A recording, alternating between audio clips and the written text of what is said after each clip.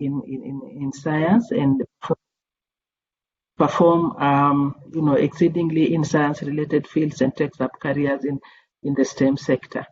Health, we focus mainly on HIV/AIDS prevention. We realize that there are gender dimensions to HIV/AIDS infection, and in most cases, young women get affected in this area just because they perhaps are, missing or lacking opportunity that they need to be able to take care of their own needs. And so, for us, it's so important that we preserve the lives of these young women and young people, and so we integrate reproductive health training with a focus on HIV prevention in all our programs across the sector. We came together with GSMA Sub-Saharan Africa region to celebrate the Girls in ICT Day for this year, and recognizing that this is a unique year, even as we celebrate this day, that for the first time since this day came into existence and we started celebrating it, we're celebrating it under different circumstances. We have girls and young women staying at home, locked down under the various requirements by different governments and the global community in a bid to prevent the spread of COVID-19. And so we see an opportunity in the COVID-19 in as much as it has been a health disaster for all of us, but like Wangari from GSMA has said, it provides us an opportunity with time on our hands. So it's how we use this time and how we deploy technology, because technology is now the force that is driving almost all transactions and engagements right now as we speak. So how are young women deploying it? How are young women taking advantage of this opportunity that is provided by technology, even under the lockdown situation that we're going in, to be able to acquire education, to be able to access e-learning platforms that are available, those that are free, to be able to acquire additional information, and even further,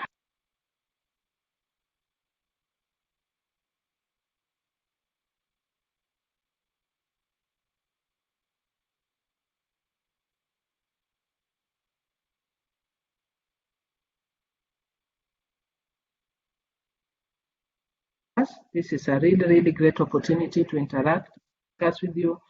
We want to share our experience. We also want to learn from you on what it is you have been doing, and we hope you're also able to pick an idea or two about what else you can do moving forward in getting to acquire additional skills and also being able to create yourself and join these online job platforms that are available to help you generate some income at the end of the day. So thank you very much. Sorry. I think, I'm so sorry. We might need to start again. My apologies. We had not started the broadcast, so some people were locked out of the presentation and they did not manage to be said before. Is that okay? Yeah, that's fine. Okay, so do we start from the beginning? I will begin. So thank you everyone for coming, and I'm sorry about that hiccup. Welcome to the webinar, and thank you for registering your interest to join us here today. The webinar is a partnership between the GSMA and ACWICT. And I will begin by elaborating on who the GSMA is. So we are an organization, as you can see on the screen, it will elaborate some more.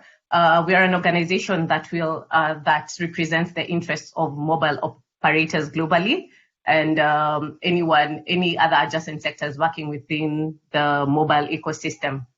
And as part of what we do, our mandate, amongst other programs, we have programs that deal with issues to do with girls with regards to technology. And these are the Tech4Girls initiative and the Women for Tech initiative. The Tech4Girls initiative, as it reads, is more or less focused on the younger females, and it is our way of trying to be inclusive and try to reduce the gender gap.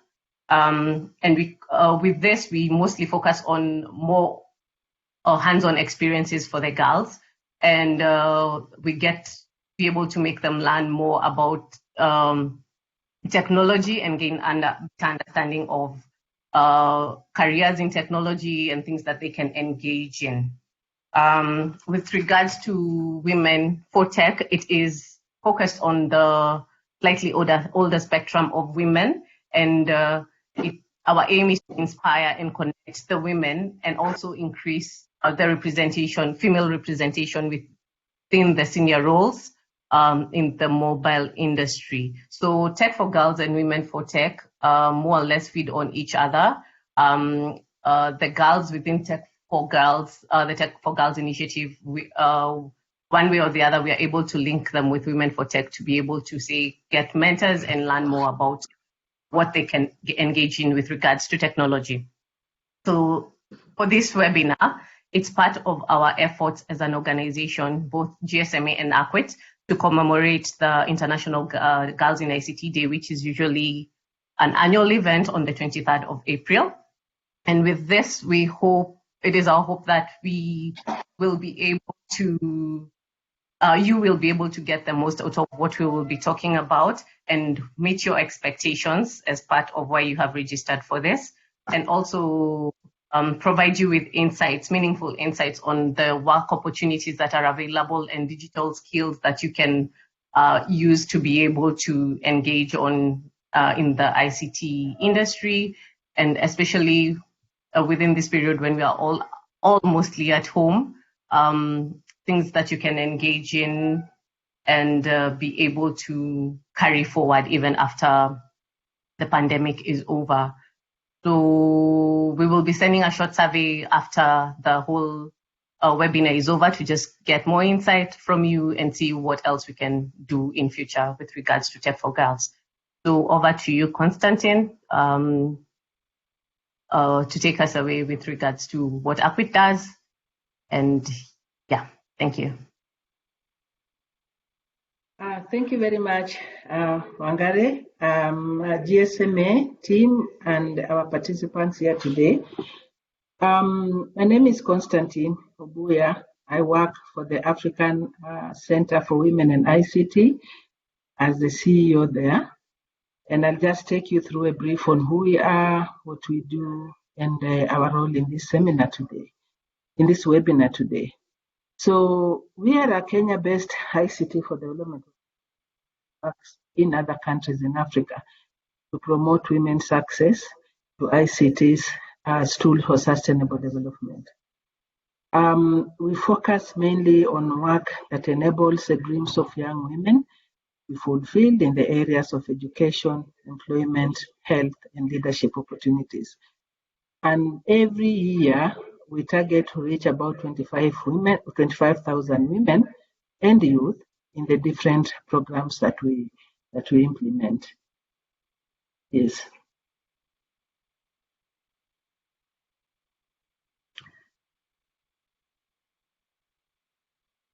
So, as I mentioned, we work especially with the young women and older ones as well, and we focus on 3 thematic areas.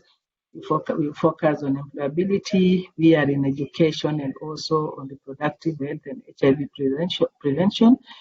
Our employability programs aim at looking at or skilling young women to be able to take up careers in science and technology, or to secure employment in the field of in the digital workspace.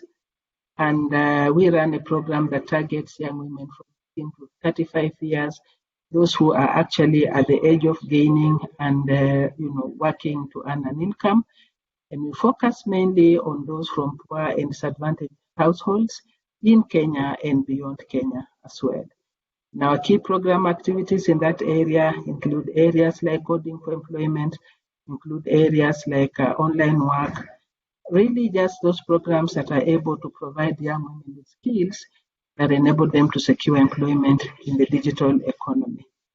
And just to mention also the fact that mentorship is a very key part of our program, because it provides an opportunity to handhold those young women that are coming into the digital workspace and provide them an opportunity to continue learning from those who have been there before them as they enter and succeed in the tech sector. The education program recognizes that determining whether or not a young woman is able to take a career path in science and technology field begins in school. And so we have programs in this place that target both primary and high school girls in Kenya and beyond, to give them the skills, to mentor them, to support them, so as to enable them to have good confidence in STEM-related subjects and be able to perform in a way that transitions them to take up careers in the STEM areas in the future. So that again for us is a key aspect of it, because if you are not able to begin building that confidence in young women from that level, then it becomes difficult for them to pick it up much later in life. We have a program on reproductive health and HIV prevention. And for this, we look at the risks and challenges that young women face that could hinder their progress and their ability to transition into thriving lives in future, just as a result of health hiccups that they might be able to face on their journey to schooling or in their journey into the workspace. And so for this, we have training around reproductive health, in which we just want to understand young women to understand themselves, issues of HIV, AIDS prevention, while addressing the barriers or some of the things that make young women to be able to put themselves in risky positions for both their health and aspects of HIV and areas like drug abuse. We have discussions with young women in areas like gender-based violence, all these aspects that make it difficult or can offer obstacles for a young woman to succeed in their education lives or even enter the workspace and be able to succeed. And so those are the key areas in which we work. And for this day, we partnered with the GSMA Sub-Saharan Africa to celebrate the Girls in ICT Day. We really, as an organization, pride in what works. And we felt it's a time, once more again, and especially at this difficult period of COVID-19, come up to have this conversation with the young women across the continent to be able, to explore the current opportunities that there are within the COVID-19, and just to be able to share with you and say that yes, COVID-19 presents us with a dark cloud, but indeed there is light at the end of the tunnel. This period is going to come to an end, and we are going to have to face life as we have always known it. So how are we using this time as young women to be able to acquire opportunities that will transition us into the next phase? When these lockdown restrictions are not there anymore, when COVID-19 has been controlled and we are back to normal. And that is what for us was key as a partnership. How do we take advantage of this time that is mainly being driven by technology, to take advantage with the time that we have on our hands, for example, to acquire digital skills using existing e-learning platforms? How do we even move beyond acquiring a digital skill? We even think about aspects of, engaging online work, so that on our own, as women, we can also be able to generate income in these times of economic hardships, work and earn from home where we are, and as we continue also gaining additional skills and learning from home. So we thought then through this webinar, we can have a healthy discussion that leaves us all clear in our mind on which opportunities we can grasp to move forward at the end of this period. So having said that, I'd like then to introduce my colleague, who is Thomas Obuya, to be able to take us forward on the kind of opportunities we offer in the area of training and that could be available for all of us, and also aspects of online work, just so that we can be able to understand what opportunities there are that we can be able to jump into during this time when we have time on our hands. So thank you. I'll let Thomas pick it up from there.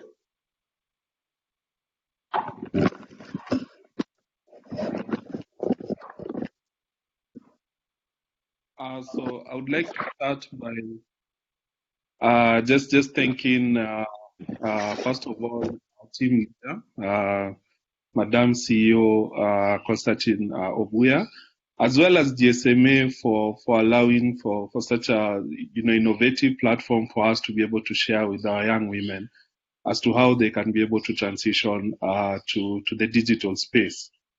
So as the CEO has shared earlier, we have a variety of skills that we train through our different programs. As you can see on the PowerPoint slide, we've divided our program into three main areas. We have youth employability, education, and reproductive health, and HIV prevention.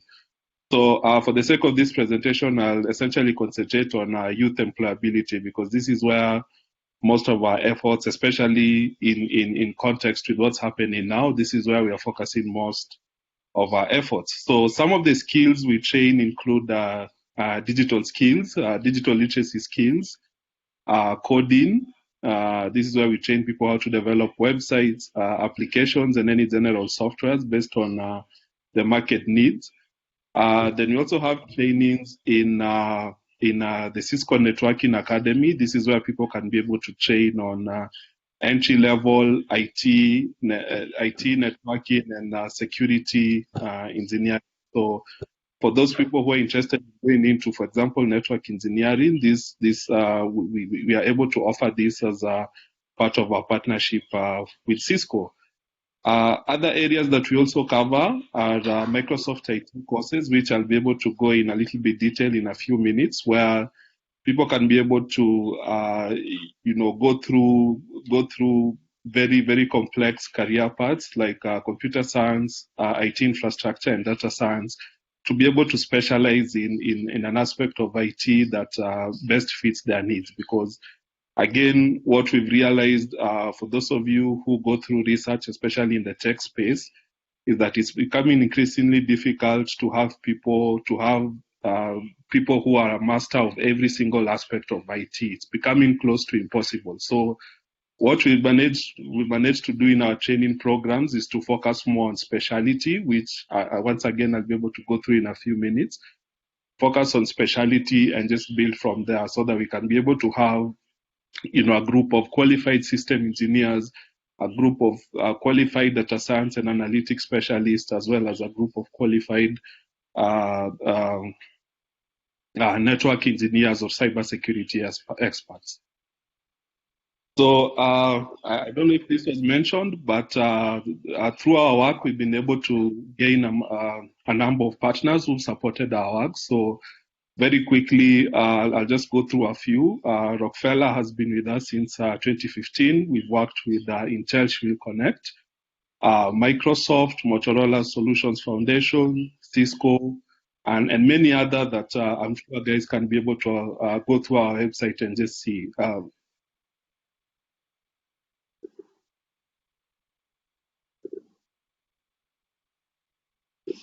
Okay. So in terms of the people we've been able to reach out to so far, we've been able to reach out to around 178,638 beneficiaries, with at least 70% through our training and mentorship program, being able to secure meaningful jobs out there, with the remaining 25 to 30% deciding to go through the entrepreneurial route. Most of our trainings usually run for around 90 days. But again, we have a customized curriculum that can be able to address short-term trainings based on specific needs of partners and beneficiaries as well. So in Success factors. I'll not go through all of them, but one thing that we've been able to do very effectively with the help of Microsoft, Cisco, and also our own professional resources is develop relevant curriculums. And we are able to do this by making sure that we engage with the job market as frequently as we can to just try and understand what the market needs at any given time. So with all of our trainings before we start, we always make sure that we engage with the employers, we engage with different stakeholders to just try and understand how we can be able to transition young women with specific skills to the job market. And that's what informs our curriculum development planning. Then effective M&D tools, it's really just about consistent follow-up from all the way from the technical staff to the M&D department, and making sure that these people go through quality training, and at the end of the day gain quality certifications as we look to transition them to that other end. So I wanted to focus on the digital skills training program. This is where I'll go through essentially what we do, how we engage with young women when it comes to, just transitioning them to the digital skills training program.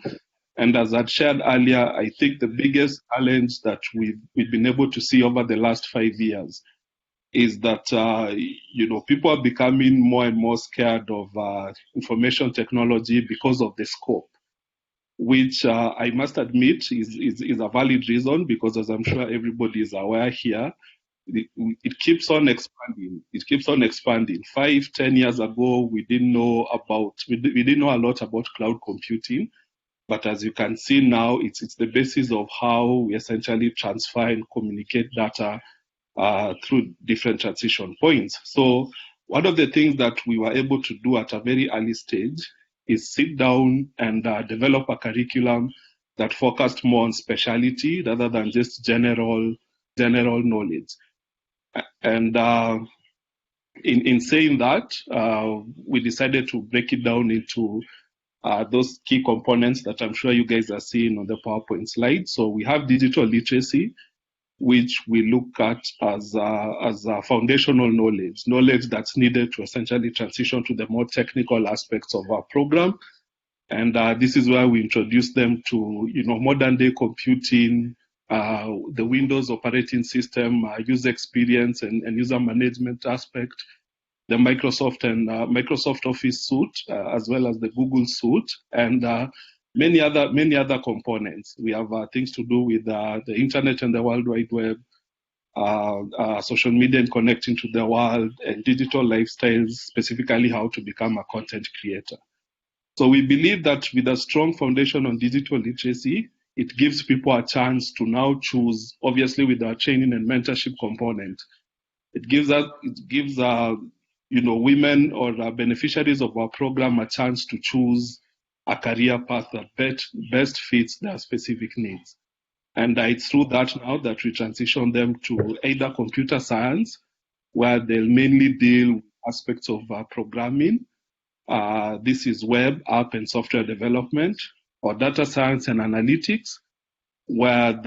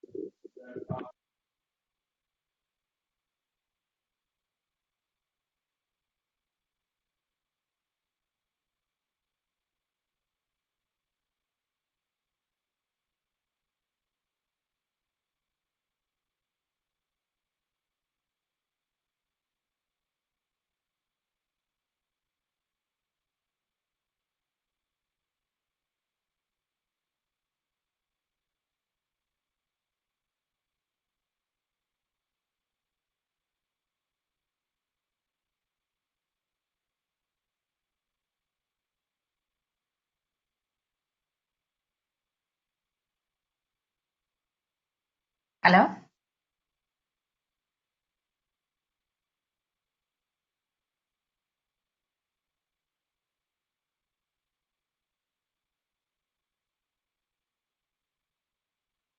Hello, Thomas, we can't hear you.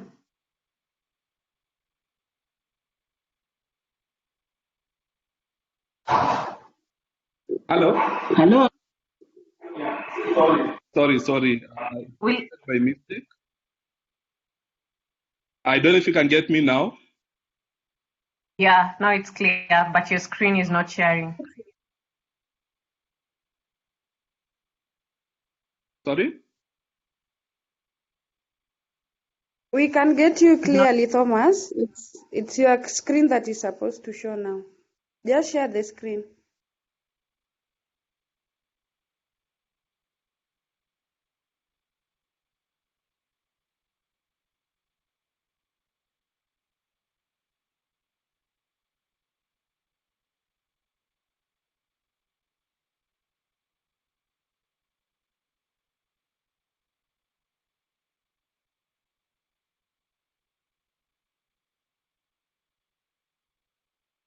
Okay, so I'm hoping we are live back. We are live now. Yes, it's okay.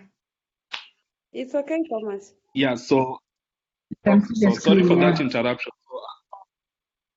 Yeah, so as I was saying, what we focus on, our specific method when it comes to training is that we want to create an environment where specialists thrive. So rather than having somebody who purports to have all the skills necessary to survive in a computer science, data science, or IT infrastructure field, we decided to go about our capacity building by focusing on specialty, because you'll have a large group of people who are interested in the creative side of IT, that's computer science, where they can be able to develop interactive applications, websites, and any sort of software based on needs. Then you have the more analytic people who are interested in, working with data models, working with, just being able to access different aspects of data to be able to come up with solutions that can be able to help the society or even any sort of initiative they have. So those are the type of people who we work with in the aspect of data science and analytics, and then on the IT infrastructure. These are now the more hands-on people, people who want to go into the aspect of engineering, whether it's on building networks,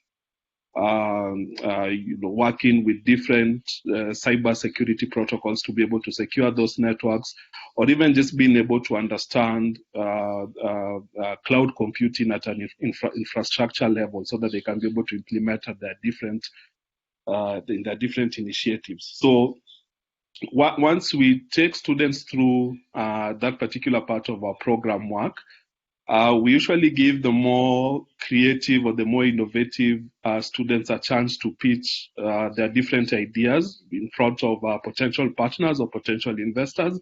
And we usually do that through the Innovation Week bootcamp. So this period of our training, we try and mentor them as they, come up with different ideas or different prototypes that they would like to present to the relevant market.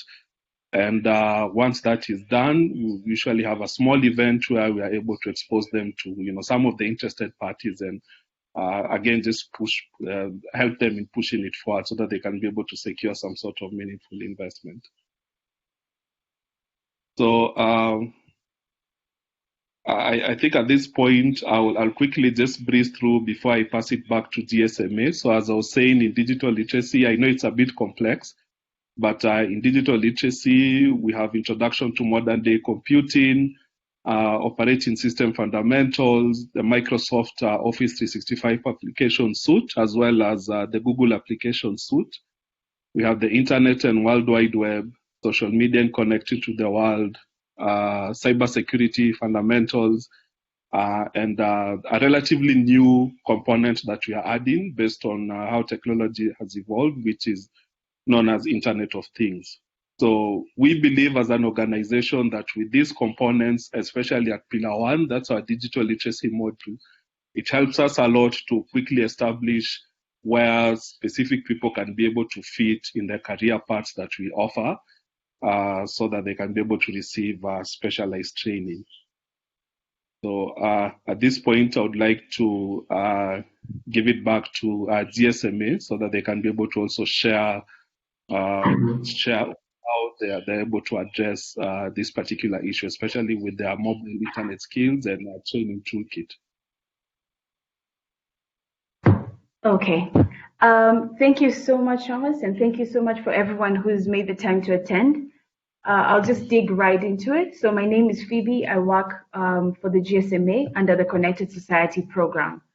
So under our program, we came up with the Mobile Internet Skills Training Toolkit, which is a toolkit we developed because while we had a lot of work on trying to connect the unconnected, we always came back to the same thing, which is there's a large usage gap. The usage gap means that while connectivity continues to increase in Africa in terms of mobile and broadband, however, not many people are utilizing that broadband, right? So many people, while they have a phone, they still use it for the very basic uses such as making a phone call or financial services, but not many of them are being switched on to mobile internet. So I thought this would be a good time while we're discussing digital skills to bring up the work that we have been doing on this particular topic. This toolkit was first developed in 2016 in India. At that time, it wasn't really a very fledged out thing. It was just trying to see how we can incorporate what we saw as a gap while working with the MNO, see how we can cover that gap.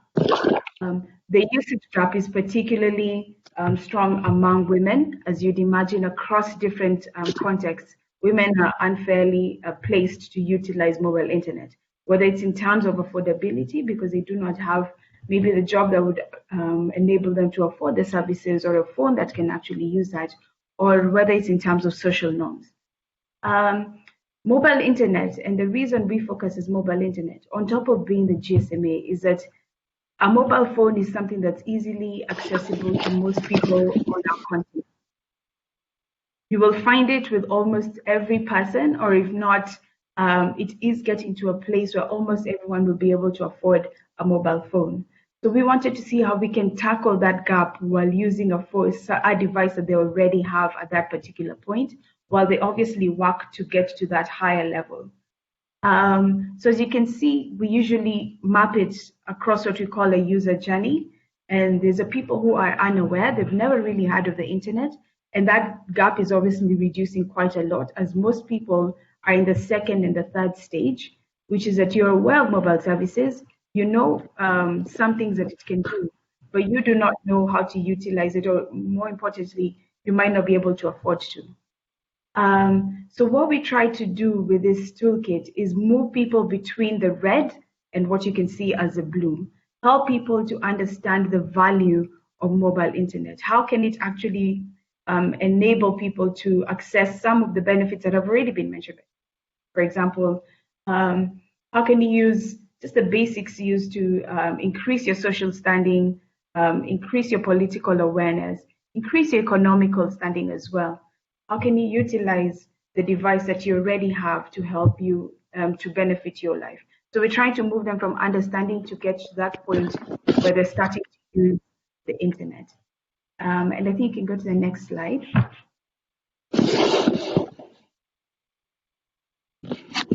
Okay, great.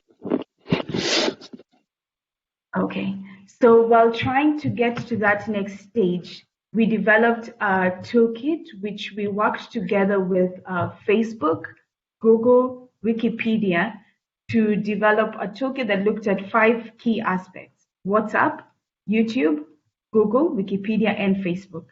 So what they do is that they train people and they look at it from the very bottom of the pyramid. We're trying to see how we can enable these people to get to the next stage where they're aware. And then after that, you can utilize the more sophisticated tools as have been mentioned by ACWICT.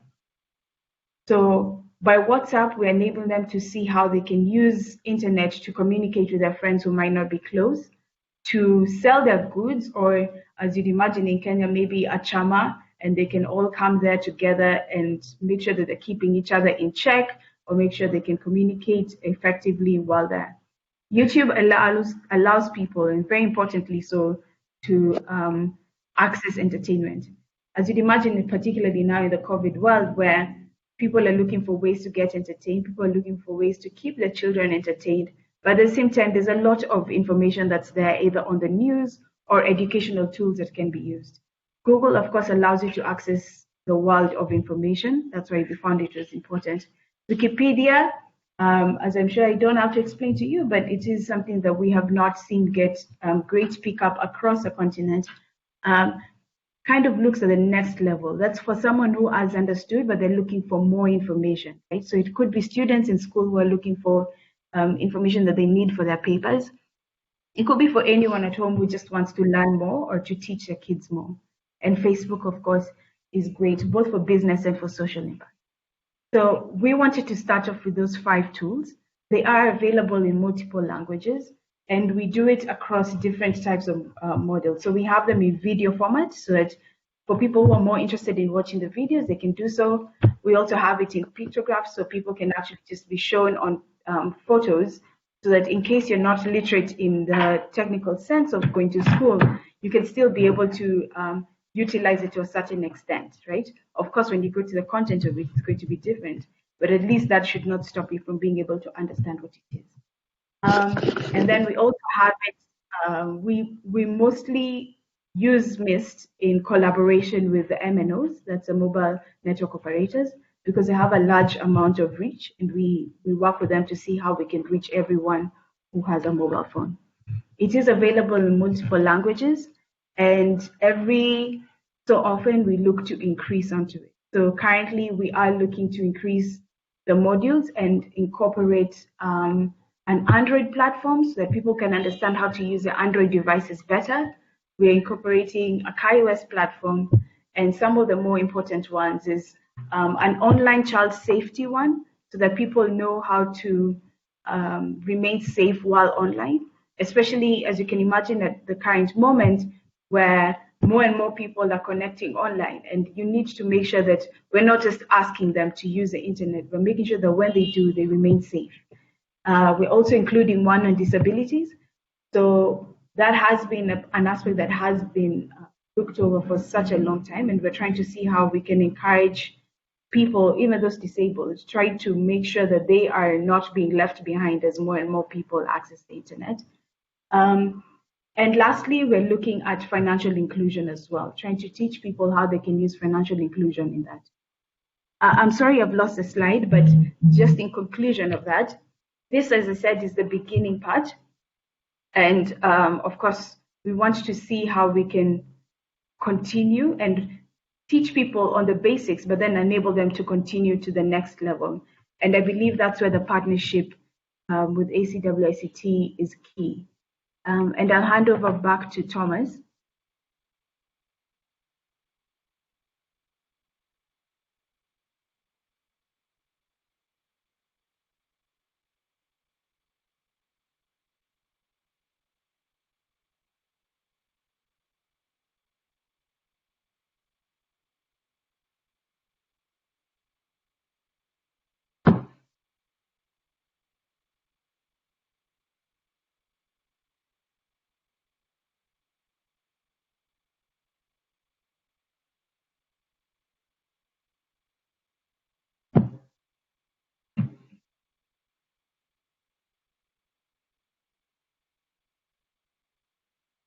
Okay, apologies for that. While we're looking to get the presentation back online, do feel free to ask any questions that you have on the work that GSMA does and ACWICT on the message, and we'll be able to answer those as we move forward. So I'm waiting for Lucy from ACWICT to pick up. Yeah. In the meantime, maybe I can take you into some detail of the work that we have done with this digital skills toolkit that we have. One key project was done by Connected Women, which is another program within our team, which looked at how can we encourage women to actually be the pushing digital skills. So that's in, for example, utilizing train-the-trainer programs. So you have a woman who then teaches the end user on how to continue, on how to teach to the end user. And that way, what you're doing is creating that gap. Is closing that gap between women not feeling okay to present their issues because they don't want to be seen as less, but at the same time, enabling them to access. So I'll just give it back to Lucy. Lucy, please take over. Thank you. Okay. So my name is Lucy Buluma from ACWICT. And as a trainer and a mentor, I'm happy to commemorate this day together with fellow ladies in the house. And maybe just to take it to the day as the Tech4Girls, it's actually important to note that ICT offers the opportunity for direct interaction, and it really boosts self-confidence, as we all know that Thomas will be doing something on online work, and actually we will actually realize something on online work, that there is that importance of building self-esteem, because even through that, as you work online, as we sign up to online platform, we will realize that we need virtual interviews that will be done there, because it just means that you are working in an office space but not literally going physically in the office. And as ACWICT, as a team and as an organization, we've always believed that when women and girls are connected to the world through technology, they are connected to the world opportunity like knowledge, education, and then finance inclusion, because when you work online and you are able to earn, it also gives you a voice as a woman when it comes to financial decisions in the house, as well as health and gender-specific information. Like just for today, Cisco has just released new IT roles, which addresses the changing IT needs in these changing times of COVID-19. And these ones include the business translators. Business translators will work to better turn the needs of business into service level. They have also included new job related IT jobs like translators. And for the translators, they'll be actually the one responsible for to work out the bridge on network and security. Because now, if everyone is actually connected to the internet and everyone is on the net globally, you realize that there's some breach of securities that need to be filled up. So we have realized that ICT has become an integral part of everyday life for many people, and in the education sector is a significant and a motivational factor in learning, and can really support student encouragement with collaborative learning, which we actually doing at ACWICT. And with the opportunities that are provided at ACWICT, you are able to get, when you sign up, lastly, when Thomas will be finishing, we'll issue an email, and a class email that you'll be able to subscribe later. But with all the opportunities provided at ACWICT, you can actually get valuable knowledge and skills around computing and communication devices. These will include softwares that people operate, applications that run on the system, and the system that are built with them. So as a matter of fact, we are living in a constantly evolving digital world, and as we all join hands to commemorate this day and encourage ladies to join the tech and try to reduce the gender gap, I would even solemnly say that we should just do away with the gap, not even just trying to reduce, because we can as well take advantage of mobile phone penetration that is really happening right now. As a fellow colleague at the GSMA has just presented on the mobile and internet that they are doing, we can actually take the advantage and make this ICT impact on nearly every aspect of our lives, because we have seen it through, and from working to socializing, learning to playing, we've seen ICT being very, very important. So I don't know, Thomas, are you ready? Are you I can see the slide. Are you continuing or?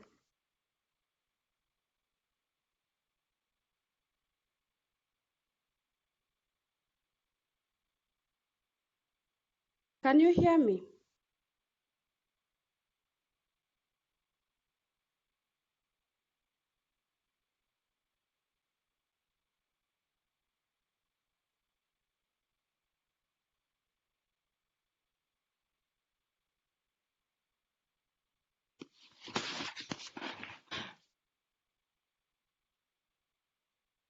Hello?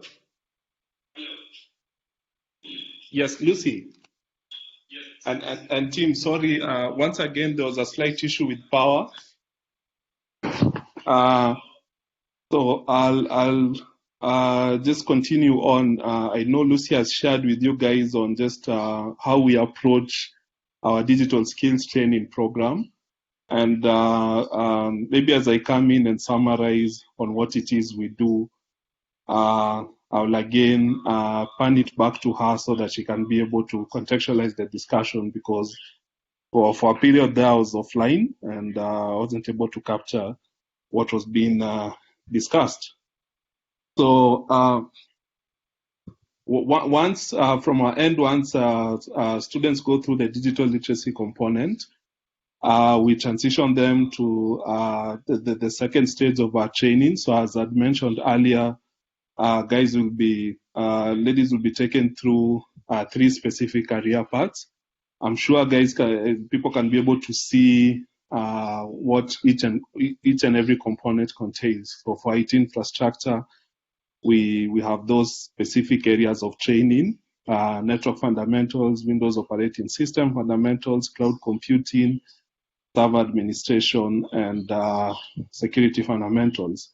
Then, as I was sharing earlier, computer science is where we encourage most of our women to engage, because we found that throughout our training, they seem to enjoy the creative process, especially when it comes to incorporating tech to offer issues to do with the socio-economic growth of their particular area. So we try as much as we can as part of the training and mentorship team to encourage young women to look at computer science as a key career path. And through our efforts here, I must admit we've had a lot of success, because we've had women developing proper applications that have gone on to serve the public in the different capacities. I believe if you go to our website, you'll find a specific application known as the iFish Cage, which has a very fresh idea on how it can be able to connect, people in fish farming with the ready market that's out there nationally and internationally as well. So on the aspect of data science and analytics, I'd mentioned before that for those who are interested in the more analytical part of information and technology, how to be able to essentially access, store, visualize, and manipulate data to be able to get information that can in turn help the society in terms of how we can be able to grow socioeconomically, then this is where we now, together with our mentors, introduce girls to this particular aspect of training. So topics to do with introduction to data science, introduction to machine learning and artificial intelligence, and data in software applications. Those are the key things we focus on the data science and analytics page. So as I'd shared earlier, we usually have an Innovation Week bootcamp, and this is where the more creative beneficiaries of our program get a chance to pitch their different ideas within the information and technology field. And as I shared earlier, we've had a lot of success with this. We've linked various women groups to potential investments, to potential partnerships. I believe we had a group that was recently sent to South Africa to continue just learning on aspects to do with content, specifically to do with their application, and they are able to come back, work on it, and relaunch it for the society to be able to use. So this for us is really just a platform to give young women to express their creative ideas in form of prototypes and be able to secure some sort of support, whether it's through funding or even through mentorship, which has proven to be invaluable at this point in time. So on the aspect of the digital workspace program, so this is where we focus on people who are interested in going into online work.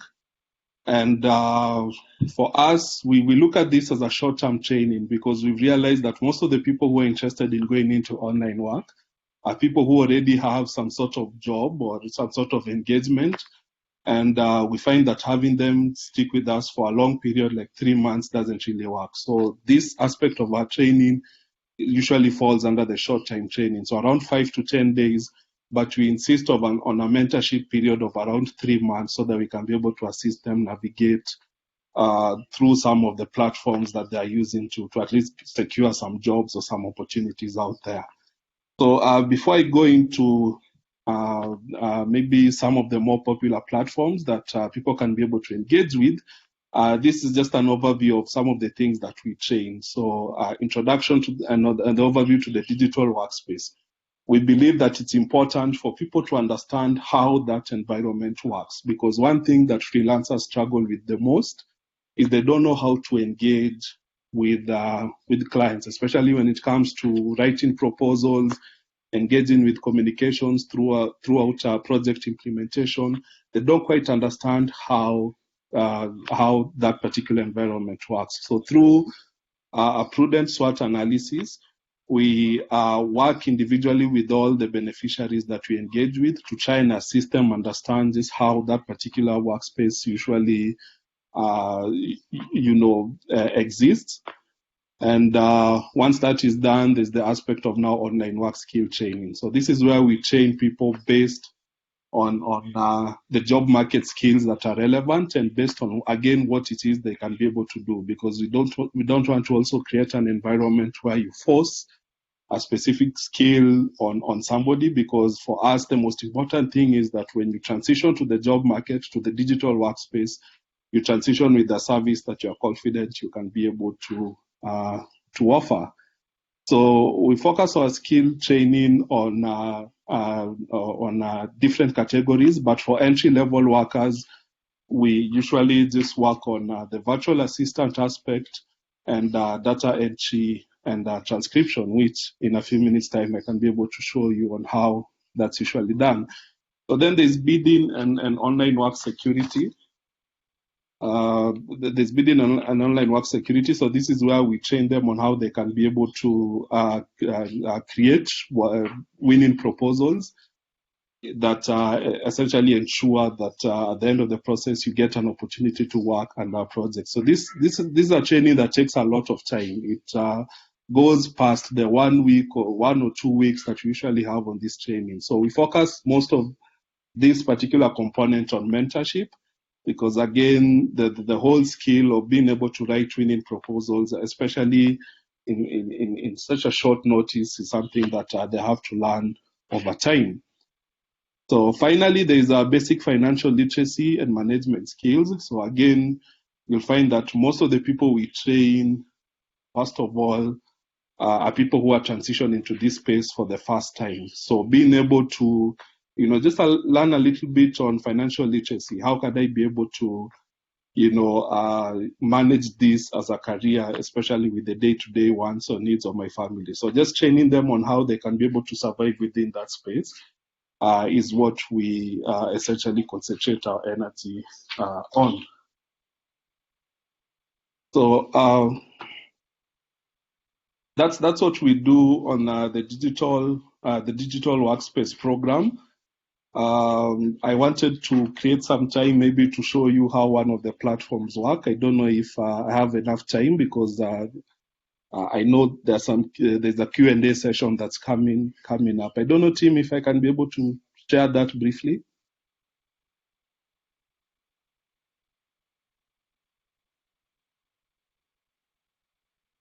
Please go ahead. Briefly. Okay. So just give me 1 minute.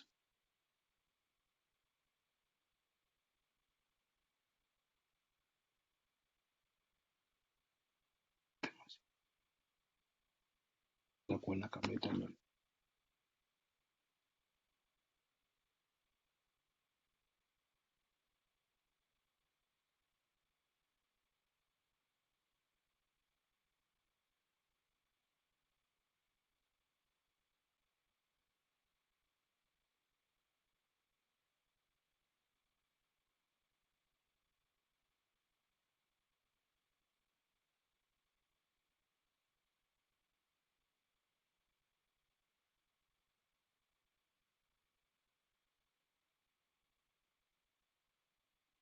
Maybe as Thomas loads the demo, could our participant be having questions up to there?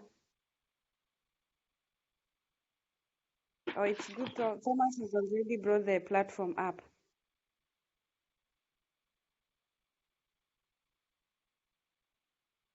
Okay, so thank you, Lucy. So one of the things I wanted to showcase at this point of the webinar is one of the more popular platforms that freelancers use in 2020.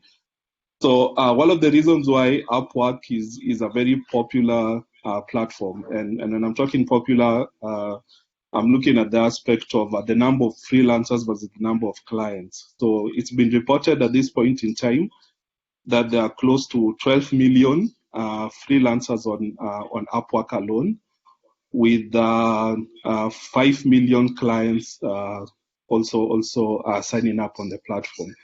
So if you look at the statistics online, that's close to $1.3 billion being spent on the platform alone on a yearly basis. And even away from the statistics, what I love about this particular platform, in my experience as a freelancer, is that it's very user-friendly, especially to entry-level freelancers. So for those of you who would like to join, again, I'll make sure that the link is somewhere up towards the end of the presentation. But it's really this Upwork.com. The sign-up process is easy. It's very user-friendly. It takes you through a step-by-step process on how you can be able to sign up, and I'm sure in case of anything, we'll be able to share our contacts for people to be able to engage with us and see how we can support them through the process. So what I have on the presentation is my job feed. This is it's a mock profile, so I'll not be able to do a lot. But one of the things I just wanted to showcase is how people engage with some of the different opportunities that are on the platform. So one of the first things you need to do more than anything is fully understand the service that you are offering. If you are offering article writing or creative writing, you have to be very, very clear on what you can be able to do within that particular service, because that's what you are going to essentially use to look for jobs that can be able to fit. Jobs that can be able to fit your particular service. So a good example is the first one on fashion writer. So again, if you feel like your skills are within this particular job requirement, I can quickly just go through some of the things that are needed. It's content writing, SEO writing, English, and fashion. So if you feel you have a specialty in that area and you have a basic understanding of how the fashion industry works, then the next thing you'll be asked to do is to write a proposal. And this is why you, in summary, just write why you feel, write a small proposal on why you feel you can be able to deliver on this project, some of the skills you have, or skills or attributes that you can be able to bring to the table. And in addition, some of the tools that you'll use.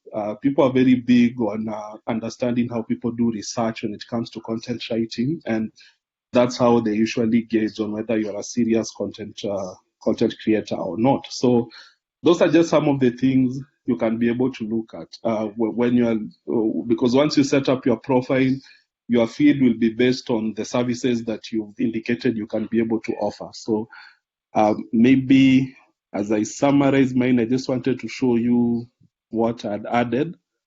Kindly remember that this is a mock profile.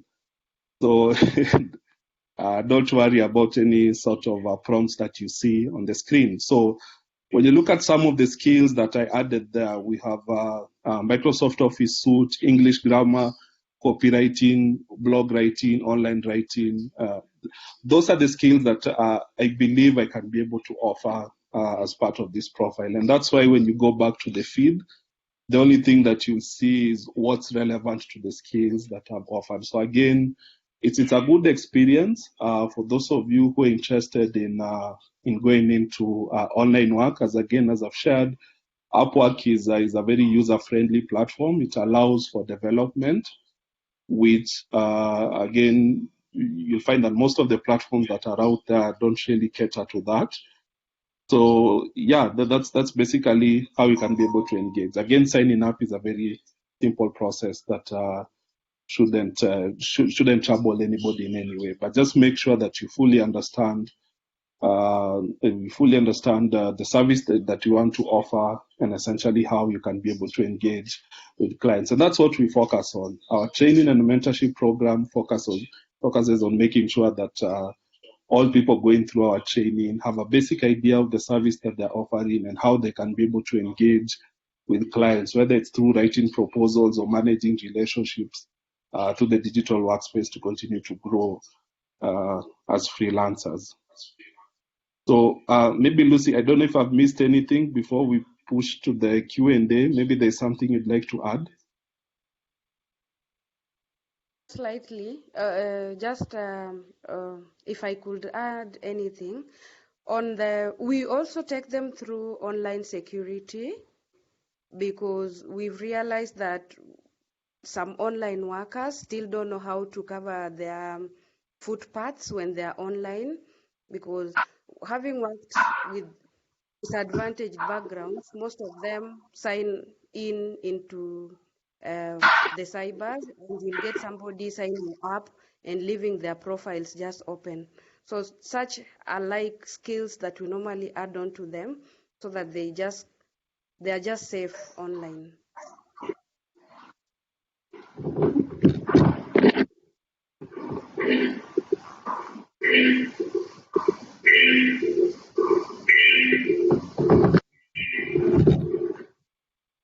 So Thomas, I think we might be having participants who would want to ask questions.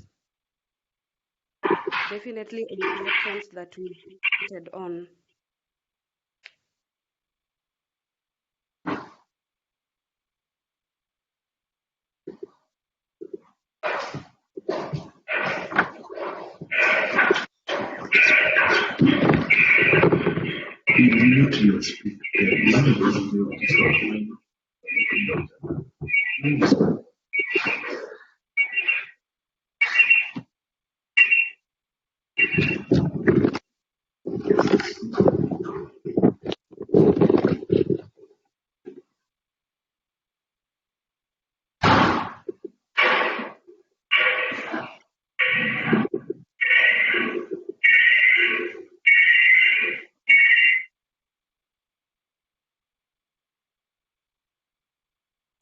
Okay.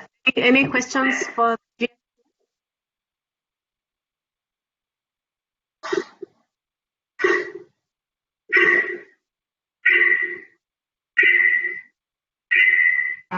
Kindly mute your microphones.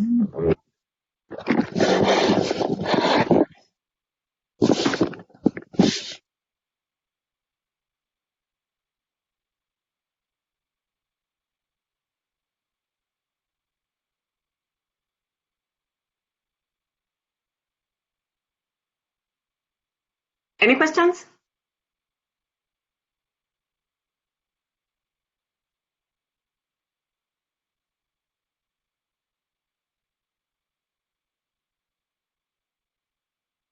Okay, anyone with anything to add from both sides, since we have a few minutes left?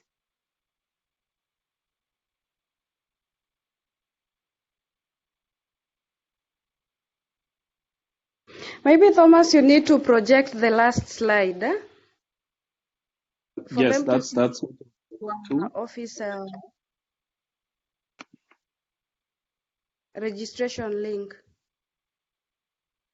Yeah, so again, I know that one of the biggest challenges with webinars is the fact that information is, altogether, just squeezed into a short period of time. But for us, and I'm sure GSMA, we will be available for any further questions that you'd like to ask us about how you can be able to join the program. For us, we usually allow for people to apply for our e-learning programs through the email as shared below. So that's on digitalskills@aciwict.org. So that we believe that in communicating first through email, we can be able to understand what your needs are and what it is you want to do as we go through that communication before we are able to set you up with any particular resource package that you might need to be able to essentially start your journey into the digital workspace. So once again, if you're interested in going through the more technical side of IT, the career path learning, please make sure you share with us, or you make a formal inquiry through digital skills at ACWICT.org. And even for those of you who are interested in learning online, we have a very strong e-learning training approach to our work. And through our Cousin and Mentor platform, we'll be able to link you within the first month of training. We can be able to link people who are interested and who are serious about online work to mentors who can be able to assist them, not only in being able to succeed in getting your first and second job, but also being able to build an online portfolio that can be able to even assist your sister and brother and so on. So for anybody who's interested in our programs, as I'm sure GSMA will also share, that's our email there, digitalskills@aciwict.org. Please share with us, and we will be able to work together with you and make sure that you enjoy this experience of just transitioning to the digital workspace. Okay, thanks, Thomas. We will also, for this session, we will also be sending through a feedback form to your email addresses for a short survey on how this went and maybe any suggestions that you have for future webinars that we can carry out with you. So kindly look out for that, and thank you so much for being a part of this. And we hope it has been as insightful as we hoped it would be. Thank you. And I believe that is it. Thank you.